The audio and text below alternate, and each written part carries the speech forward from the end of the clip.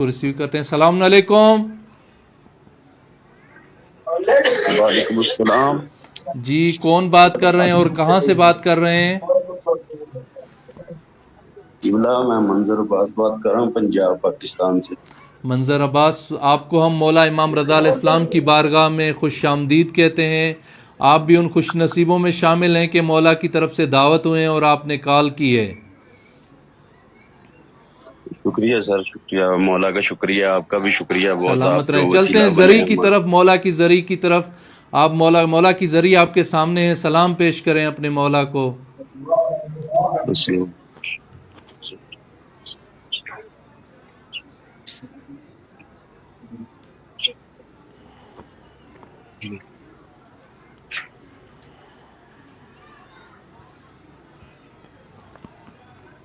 ज़ाहरन call जो है वो ड्रॉप हो गई है। मंज़र, हम आपके लिए मौला की बारगाह में नायब ज़ियारत हैं और दुआगो भी हैं।